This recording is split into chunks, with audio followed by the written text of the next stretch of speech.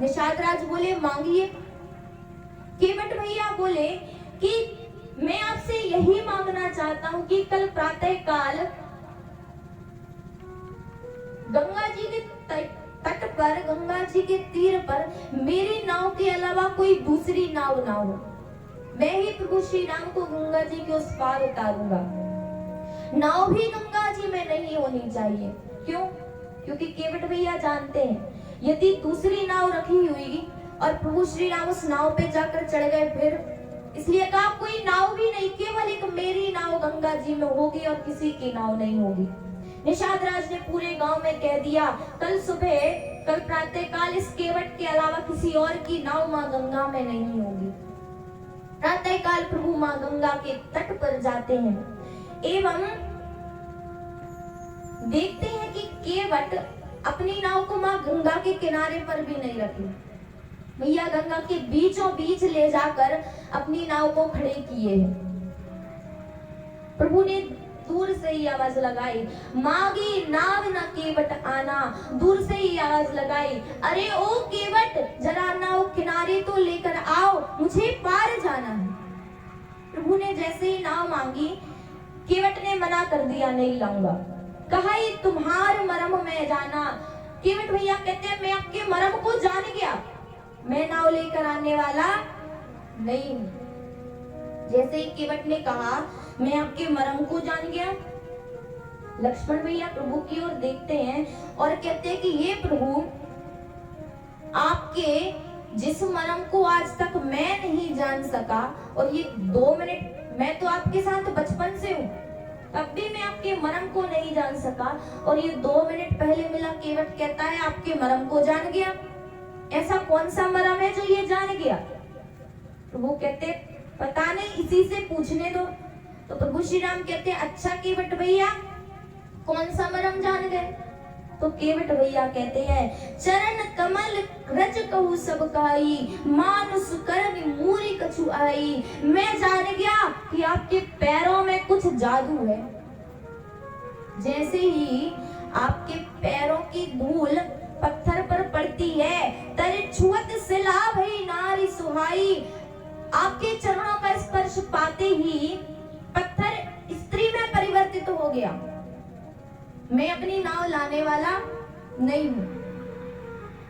जब वह पत्थर स्त्री में परिवर्तित हो गया तो यदि आपका जादू मेरी नाव पर चल गया तो पाहन तेना काठ कठिनाई। वह जब इतना कठोर पत्थर स्त्री बन गया, फिर तो मेरी ये नाव लकड़ी की है और दिन रात पानी में डली रहने से बहुत कोमल हो गई है। कहीं यह नारी बन गई तो मैं नाव लाने वाला नहीं हूं। केवट मैया ने मना किया तो प्रभु श्री राम कहते हैं अच्छा तो कैसे पार उतारोगे, कैसे अपनी नाव में बिठा लोगे? तो केवट भैया कहते हैं हाँ एक उपाय है, आप अपने चरणों को, पैरों को मुझसे धुलवा लीजिए। जब मैं आपके पैर धो लूंगा मेरी शंका मिट जाएगी, तो मैं आपको अपनी नाव में बैठाकर पार ले जाऊंगा। प्रभु श्री राम मौन, कुछ नहीं कह रहे। प्रभु तब केवट कहता है कि मैं हूं जाति का मल्लाह केवट, और कोई उपाय और कोई कार्य में जानता नहीं। एहि प्रतिपालऊ सब परिवारू, नहीं जानो कछु और कवारू। मैं इसी से अपने परिवार का पेट पालता हूँ। एक घरवाली है, पत्नी है, छोटे छोटे से बच्चे हैं, मैं उनका पेट कैसे पालूंगा यदि ये मेरी नाव भी स्त्री बन गई तो? महाराज गरीब हूँ, कोई और कार्य जानता नहीं, और यदि आपके चरणों का जादू चल गया और ये स्त्री बन गई तो एक का तो पेट पाल नहीं पा रहा, दो आ गई तो पेट कैसे पालूंगा, कैसे अपना उदर कैसे भरूंगा? और मैंने सुना है कि जब आपके चरणों से छुई हुई चीज स्त्री बनती है तो वो ब्राह्मण जाति की होती है। मैं जाति का केवट और वह ब्राह्मण स्त्री बन गई तो कहेगी कि हम तुम्हें छूते नहीं, उसके लिए एक अलग घर बनवाना पड़ेगा, अलग बिस्तर, सब सामान अलग अलग अब मैं तो, मेरे पास तो वैसे ही घर चलाने के पैसे नहीं, इस नाव से चलाता था, वही चली जाएगी तो मैं कैसे अपने घर का और उस दूसरी ब्राह्मणी स्त्री का भरण पोषण करूंगा। इसलिए आप पहले पैर धुलवा लीजिए, फिर मैं आपको पार उतार दूंगा। प्रभु श्री राम कुछ नहीं बोले। तो केवट भैया कहते हैं अच्छा एक दूसरा उपाय भी है। लक्ष्मण भैया बोले अच्छा पहले क्यों नहीं बताया दूसरा उपाय। केवट भैया कहते हैं कि अब सुन लो, अब बताए देता हूँ। यहाँ से थोड़ी दूर जाएंगे आप तो गंगा जी में घुटनों घुटनों तक जल है, आप पैदल पैदल चले जाइए, पार हो जाएंगे। केवट भैया जानते हैं कि प्रभु श्री राम माँ जानकी के साथ पैदल तो गंगा जी के पार होंगे नहीं। केवट भैया कहते हैं कि केवल पैर धुलवा लीजिए। जब 2-3 बार केवट भैया ने कहा पैर धुलवा लीजिए, पैर धुलवा लीजिए, अब भी प्रभु कुछ नहीं कह रहे, तो केवट भैया ने विचार किया कि लगता है मैंने अपनी कुछ ज्यादा ही गरीबी इनको सुना दी। मैं देख रहा हूं कि इनके पास कुछ देने के लिए नहीं होगा और मैंने अपनी इतनी गरीबी बता दी कि घर में कुछ खाने को नहीं है, इसी से अपना पेट भरता हूं। तो ये सोच रहे होंगे कि मैं पार उतारूंगा तो उतराई क्या दूंगा, इसीलिए ये नाव पे मुझे पैर धोने के लिए नहीं कह रहे। जैसे ही केवट भैया ने ये विचार किया तो केवट प्रभु श्री राम से कहते हैं कि हे प्रभु, पद कमल धोई चढ़ाई नाव नाथ उतराई चहो। पद कमल धोई चढ़ाई नाव नाथ उतराई चहो।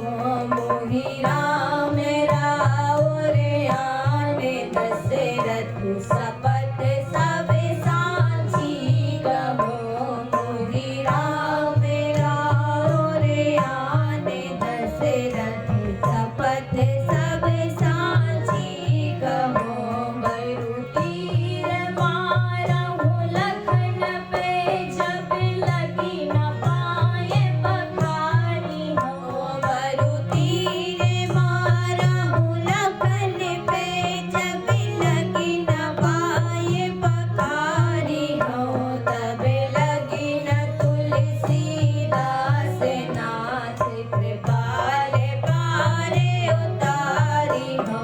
तब लगी न तुलसीदास नाथ कृपाल पारे उतारी हो। कृपाल पारे उतारी हो।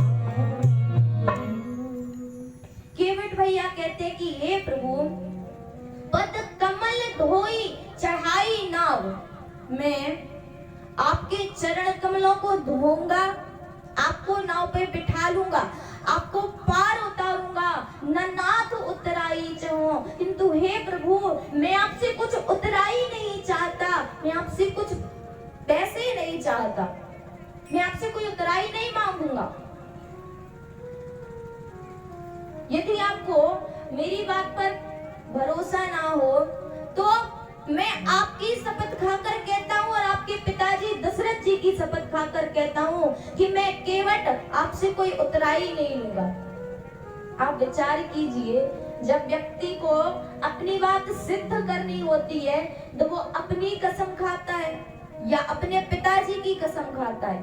केवट भैया प्रेम में इतने मग्न हो गए कि केवट भैया को याद ही नहीं रहा वे कह क्या रहे हैं। केवट भैया कहते हैं प्रभु, मैं आपकी शपथ खाकर कहता हूँ और आपके पिताजी की शपथ खाकर कहता हूँ कि ये केवट आपसे उतराई नहीं लेगा।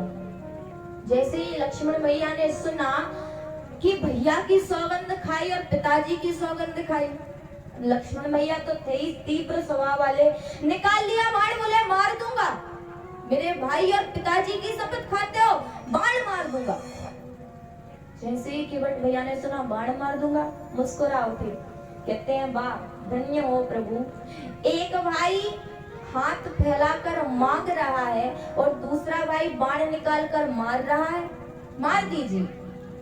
लक्ष्मण भैया ने सुना मार दीजिए, बोले यदि आप मुझे मारेंगे तो भी मेरा हित ही है, मेरा उद्धार हो जाएगा। लक्ष्मण भैया ने बाण रख लिया, बोले हित कैसे है?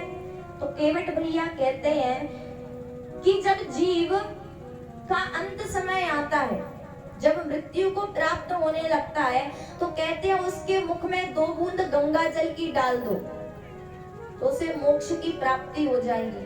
अरे जब आप मुझे बाण मारेंगे तो मेरे मुख में 2 बूंद गंगा जल की नहीं, मैं तो स्वयं पूरा का पूरा माँ गंगा में कूद जाऊंगा और जी भर के तृप्त होकर माँ गंगा के जल का पान करूंगा, मेरा तो उद्धार है। हे लक्ष्मण भैया, कहते हैं कि अंत समय में जिसको आपके भैया का नाम जिसकी जिह्वा पर आ जाए, वो आपके भाई के परम धाम को प्राप्त करता है। और मेरे आप यदि मुझे बाण मार देंगे तो मेरे अंत समय में आपके भैया का नाम नहीं, स्वयं आपके भाई मेरे सामने मेरे समक्ष खड़े होंगे। कहिए मुझसे बड़ा बड़भागी और कौन होगा, मुझे मार दीजिए। जैसे ही लक्ष्मण भैया ने सुना, अपना बाण भी धनुष भी साइड में कर लिया कि बड़ा चालाक है ये तो। अब केवट भैया प्रभु से कह कह के परेशान हो गए कि प्रभु पैर धुलवा लीजिए, पैर धुलवा लीजिए, किंतु प्रभु कुछ कहते ही नहीं, खड़े खड़े एकदम मुस्कुरा रहे हैं। तब केवट भैया प्रभु से कहते हैं कि ये प्रभु, बात छोटी है सिरे को हिला दीजिए, बात छोटी है सिरे को हिला दीजिए, बात छोटी है सिरे को हिला दीजिए, बात छोटी है सिरे को हिला दीजिए। पावे अपना, पावे अपना, पावे अपना प्रभु जी बुला लीजिए, पावे अपना प्रभु जी बुला लीजिए, बात छोटी है सिरे को हिला दीजिए, बात छोटी है सिरे को हिला दीजिए।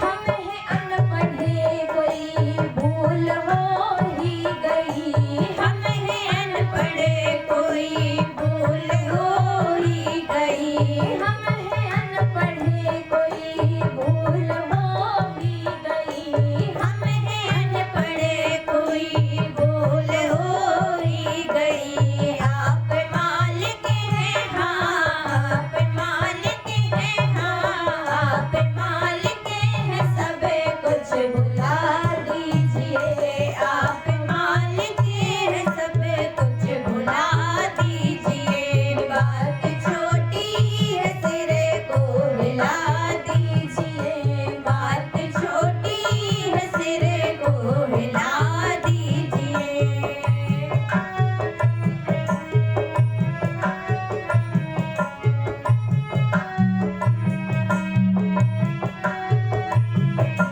गैर मल्लाह आएगा हरगिज नहीं, गैर मल्लाह आएगा हरगिज नहीं। केवट भैया की बात को सुनकर लक्ष्मण भैया इधर उधर दूसरी नाविक को देखने लगे।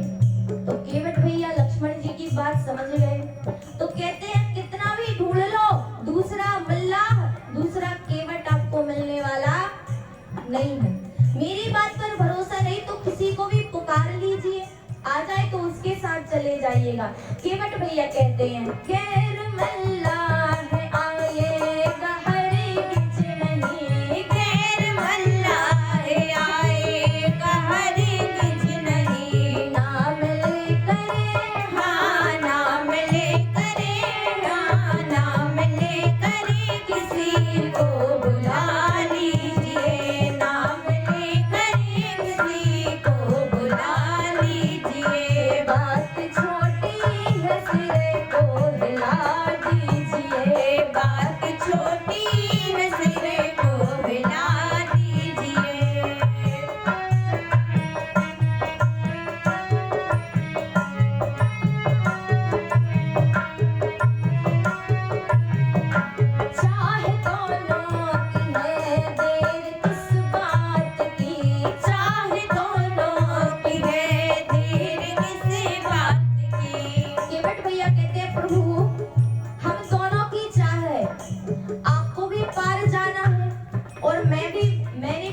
रखा है, जब तक पैर नहीं धोऊंगा तब तक पार नहीं उतारूंगा।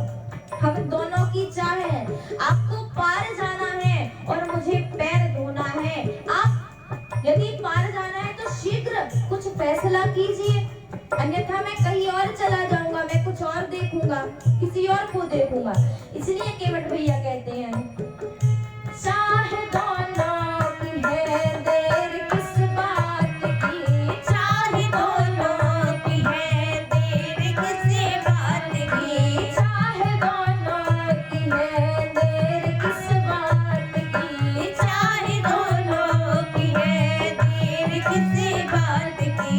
शीघ्र ही कुछ शीघ्र ही कुछ शीघ्र ही कुछ न कुछ फैसला कीजिए, शीघ्र ही कुछ न कुछ फैसला कीजिए। बात छोटी है सिर को हिला दीजिए, बात छोटी है सिर को हिला दीजिए। पावे अपना हाँ पावे अपना हाँ पावे अपना प्रभु जी बुला लीजिए, पावे अपना प्रभु जी बुला लीजिए। बात छोटी है सिर को हिला दीजिए, बात छोटी है सिर को हिला लीजिए।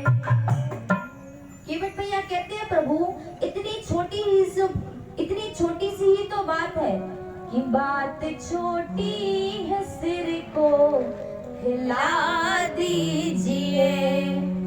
इतनी छोटी सी तो बात है, आपको बोलना नहीं है तो केवल आप सिर को हाँ में हिला दीजिए।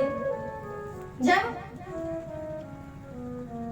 केवट भैया के इतना कहने पर भी प्रभु ने कुछ नहीं कहा, तो केवट भैया कहते हैं, ठीक है मत कहिए कुछ, जो प्रभु पार अवसिगा चाहूं मोहि पद पद्म पखारन कहूं। अब मैं आपसे नहीं कहूंगा कि पैर धुला लीजिए, जो प्रभु पार अवसिगा चाहूं। यदि आप सचमुच ही मां गंगा के पार जाना चाहते हैं तो अब मैं आपसे नहीं कहूंगा कि पैर धुला लीजिए, अब आपको मुझसे कहना होगा कि केवट आओ और मेरे पैरों को धो। अब मैं आपसे नहीं कहूंगा, जैसे ही केवट भैया ने कहा अब मैं आपसे नहीं कहूंगा। गोस्वामी जी वर्णन करते हैं कि सुन के बट के बैन प्रेम लपेटे अटपटे, मेह से करुणाएं चितई जाने की लखन तन। सुनी केवट के बैन प्रेम लपेटे अटपटे। केवट के इतने अटपटे वचनों को सुनकर, और कैसे अटपटे, प्रेम लपेटे, प्रेम में लपेटे हुए। जिस प्रकार पकोड़े बनाते हैं भजिया, तो जिस प्रकार आलू को बेसन में बेसन को आलू पे अच्छे से लपेटा जाता है दोनों ओर, इसी प्रकार केवट भैया अपने वचनों को प्रेम में लपेट रहे हैं। और उस प्रेम में लपेटे हुए अटपटे वचन केवट भैया कह रहे हैं। ऐसे अटपटे वचन क्यों कह रहे हैं?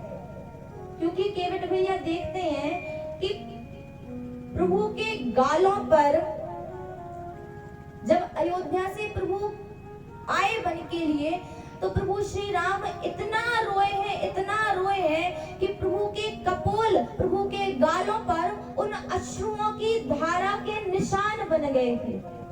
केवट भैया ने जब उन निशानों को देखा तो केवट भैया मन में ही निश्चय कर लेते हैं कि भले ही प्रभु अवध से रोते हुए आए थे, किंतु आज ये केवट प्रभु को अपने द्वार से रोते हुए नहीं, हंसते हुए विदा करेगा।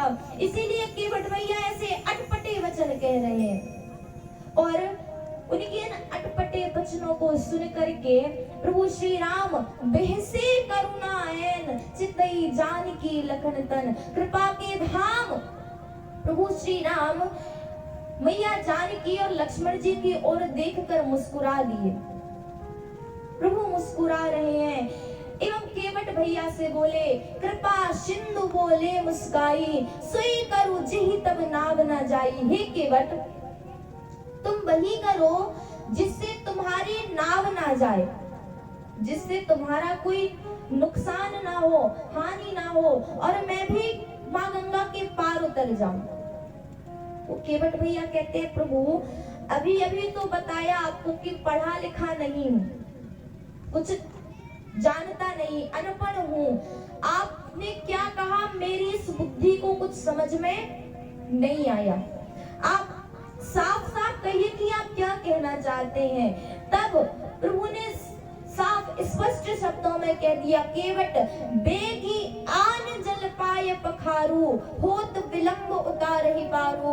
हे केवट, मुझे देरी हो रही है, बेगी जल्दी से आकर मेरे पैरों को पखारो। बेगी आन जल पाए पखारू। जैसे ही केवट भैया ने सुना कि जल्दी से जल्दी शीघ्रता से पैरों को पखारो, तो केवट भैया अपने घर की ओर दौड़ने लगे। जैसे ही घर की ओर दौड़ने लगे तो लक्ष्मण भैया ने प्रभु से कहा, ये गंगा जी तो इधर ही अपने घर की ओर कहाँ दौड़ा जा रहा है। प्रभु ने केवट को रोका, अरे ओ केवट सुनो सुनो। केवट रुका, बोला क्या हुआ प्रभु? बोले उधर कहाँ जा रहे हो? तो केवट कहता है, प्रभु इतनी देर से कह रहा हूँ मैं मूर्ख हूँ, अनपढ़ हूँ, कुछ समझ में नहीं आता, कुछ जानता नहीं, तो क्या सच में मुझे मूर्ख समझ लिया? इतना तो जानता हूँ कि आपने कहा कि आपके पैरों को पखारो, और पखारने का अर्थ कोई शुभ कार्य, और शुभ कार्य अपनी श्रीमती जी के बिना तो किया नहीं जाता, इसलिए उन्हें बुलाने जा रहा हूँ। लक्ष्मण भैया क्रोध में कहते हैं, कहीं नहीं जाना, चुपचाप यहाँ और अकेले जल्दी से भगवान प्रभु के पैरों को धो और हमें पार उतारो। लक्ष्मण भैया क्रोध में, तो प्रभु श्री राम केवट भैया की ओर देखकर कहते हैं, हाँ हाँ लक्ष्मण सही कह रहा है, कहीं नहीं जाना। लक्ष्मण भैया को प्रसन्न कर दिया ऐसा बोलकर, और केवट भैया से इशारे में कहा, जल्दी जाओ और बुलाकर वापस लाओ। केवट भैया भागे भागे अपने घर गए, और जितने उनके बच्चे थे सबको बुला लिया, चुनुआ मुनुआ टुनुआ पिंकू चिंकू सबको बुला लिया, अरे जल्दी आओ जल्दी आओ, सबको बुलाया। पत्नी ने आकर पूछा क्या हुआ, तो केवट भैया अपने पुत्रों को समझा रहे हैं, नीचे जाओ, दो भाई खड़े हैं, उनके साथ उनकी पत्नी भी है। अभी पहले बता देता हूँ, जो गोरे वाले हैं छोटे से छोटे भाई, उनसे दूर रहना, क्यों? बड़े खतरनाक है, उनसे दूर ही रहना, बड़े क्रोधी स्वभाव के हैं। वो जो सांवले वाले हैं ना, वो बहुत अच्छे हैं, उनको जाकर घेर कर बैठ जाना। क्यों? केवट भैया जानते हैं कि प्रभु को सुबह से 3 घंटे से खड़ा करके रखा है, और अभी 3 घंटे और खड़े करके रखना है, कहीं प्रभु भाग ही ना जाए, इसलिए अपने पुत्रों से कह रहे हैं कि प्रभु को घेर कर और बैठ जाना। पुत्र भागे भागे माँ गंगा के तीर पर आए, और जैसे ही प्रभु की आज्ञा मिली वैसे ही कि प्रभु रुख पाई की बुलाई आवत घरनी, बंद के चरण चाहो दिसी बैठे घेरी घेरी। पुत्रों को समझा दिया कि चरणों में वंदना करके उनको घेर कर बैठ जाना। पुत्र गए और प्रभु को चारों ओर से घेर कर और बैठ गए। जब पुत्रों को बैठा हुआ जान लिया, तब केवट भैया छोटो सो कठौता भरी आनी पानी गंगा जू को धोई पाए पियत पुनीत बारी फेरी फेरी। केवट भैया छोटा सा कठौती क्यों नहीं लाए? क्योंकि अगर पैर धोते समय उनके चरणों का जादू चल गया तो कठौता कैसा है? पुरलिंग, तो बनेगा तो कौन बनेगा? पुरुष, और पुरुष पुरुष बनेगा तो फिर मैं उसका मालिक बन जाऊंगा, स्वामी बन जाऊंगा और उससे सेवा कराऊंगा। इसलिए छोटे केवट भैया एक छोटा सा कठौता लेकर आए, इतना छोटा कि जिसमें प्रभु श्री राम का एक ही पैर आ सके। माँ गंगा का जल लेकर आए तो लक्ष्मण भैया ने जैसे ही कठौता देखा तो क्रोधित होकर बोले, अरे कोई बड़ा कठौता लेकर नहीं आ सकते थे।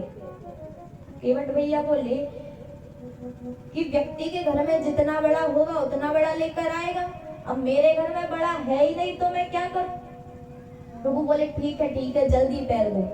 केवट भैया ने प्रभु के एक चरण को धोया और उस चरणामृत को केवट भैया पी गए।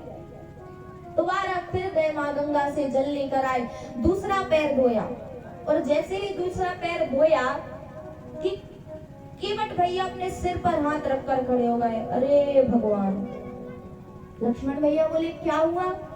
केवट भैया बोले प्रभु ये जो पहले धोया था उसको एक बार और धोना पड़ेगा। प्रभु बोले क्यों, क्या हुआ? कहा प्रभु मैं नीचे अपना गमछा बिछाना भूल गया था, आपने पैर नीचे रखा, आपके पैर में फिर धूल लग गई, शंका तो वही की बनी रह गई, मेरी शंका तो मिटेगी नहीं, एक बार और धुला लीजिए। प्रभु ने कहा ठीक है। अब की बार केवट भैया ने अपना गमछा बिछा दिया, प्रभु का पैर रखा, दोबारा उस जल को पिया, दूसरा जल लेकर आए, फिर से प्रभु के चरणों को धोया और उस जल को पी लिया। अब केवट भैया कहते प्रभु एक बार और धो लूं क्या? लक्ष्मण भैया ने सुना, क्रोध में बोले अब क्यों धोना है, अब तो गमछा बिछा दिया। केवट भैया बोले प्रभु अभी ये हमारे छोट छोट लड़का आपके मुंह को देखो ना कैसे टुकुर टुकुर देख रहे हैं, इनको और पिला दूं प्रभु, एक बार और बुला लो। प्रभु कहते ठीक है जाओ केवट। केवट भैया फिर जल लेकर आए, पैरों को धोया, अपने पूरे परिवार को चरणामृत का पान कराया। केवट भैया कहते हैं प्रभु एक बार और धो लूं क्या? लक्ष्मण भैया क्रोध में और जोर से बोले अब क्यों धोना है? जैसे ही लक्ष्मण भैया ने बोला तो केवट भैया कहते हैं लक्ष्मण भैया आपको तो पार उतार कर आप तो चले जाओगे, हमें तो इसी गांव में रहना है, ये गांव वाले मुझे केवट को इस गांव में शांति से रहने नहीं देंगे, कहेंगे स्वयं ने पी लिया, अपने परिवार वालों को पिला दिया और हमें भूल गए, इसलिए प्रभु एक बार और धुला लीजिए। प्रभु ने कहा ठीक है केवट जल्दी धो। केवट भैया पुनः गए, प्रभु के जल लेकर आए, प्रभु के चरणों को धोया, पूरे गांव वालों को लंबी लाइन लग गई, पूरे गांव वालों को प्रभु का चरणामृत पान कराया। केवट भैया वापस प्रभु के पास आए। अब की बार केवट भैया समझ गए, अब बोलेंगे तो लक्ष्मण भैया छोड़ेंगे नहीं, इसलिए प्रभु के कान के पास धीरे से कहा प्रभु एक बार और धो लूं क्या? लक्ष्मण भैया ने सुन लिया, कहा अब क्यों धोना है, अब तो सबको पिला दिया। केवट भैया कहते हैं प्रभु मेरा एक नियम है, जो पहले आता है उसे पहले पार उतारता हूँ। प्रभु कहते हैं अरे केवट सुबह से तो तुम्हारे द्वार पर मैं खड़ा हूँ, अब कौन पहले से खड़ा है?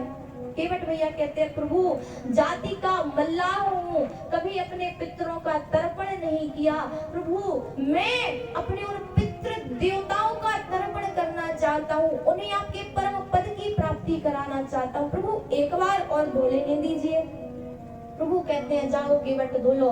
केवट भैया शीघ्रता से पुनः जल लेकर आए, प्रभु के चरणों को पखारा है एवं अपने पितृ देवताओं को केवट भैया ने आज मोक्ष प्रदान कराया।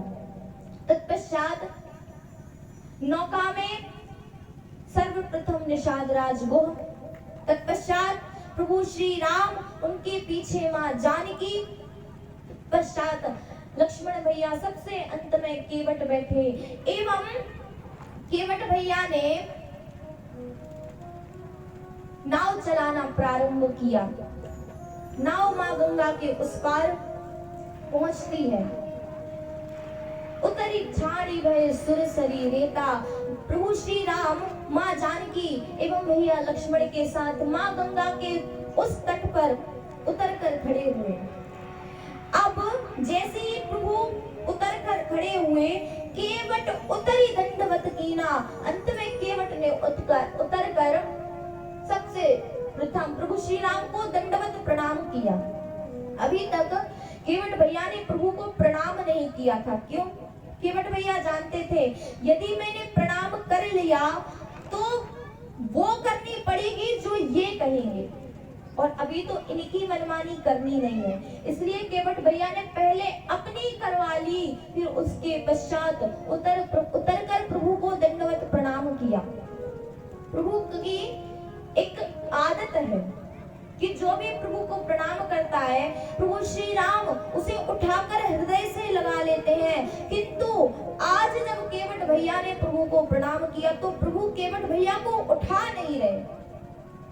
यही जाननी हारी, मैया जानकी अपने पति के मन की बात को समझ गए कि प्रभु मन में समझा रहे हैं कि केवट को मैंने कुछ नहीं दिया, केवट तो मेरा पुत्र है। इसने कह दिया कि प्रभु मैं उतराई नहीं लूंगा, किंतु मैं तो पिता हूँ, मुझे तो कुछ ना कुछ उतराई देनी पड़ेगी। प्रभु श्री राम के मन की बात जानकर मैया ने मन मुद्रित उतारी, अपने हाथों की मुद्रिका उतार कर माँ जानकी प्रभु श्री राम के समक्ष देती हैं और कहती है, हे प्रभु आप केवट को ये मुद्रिका दे दीजिए। अभी मुद्रिका माँ के हाथों में ही है। प्रभु केवट से कहते हैं कि ये केवट कहो कृपाल ले उतराई, हे केवट ये उतराई ले लो, तुम्हारी माँ तुम्हें उतराई दे रही है। केवट चरण कहे अकुलाई, केवट भैया अभी तक तो केवल प्रभु के चरणों में थे, अब तो केवट भैया ने प्रभु के चरणों को अकुला करके पकड़ लिया जोर से। केवट भैया कहते हैं, हे प्रभु क्या मैं इतना अभागा पुत्र हूँ कि मैं आपको कुछ दे तो नहीं सकता, उल्टा मेरी माँ के हाथों में, मेरी माँ के तन पर आभूषणों के नाम पर केवल ये मुद्रिका है। क्या मैं इतना अभागा पुत्र हूँ कि अपनी माँ की वह मुद्रिका भी मैं ले लूं? प्रभु मुझे कुछ नहीं चाहिए। प्रभु ने बार बार केवट से कहा।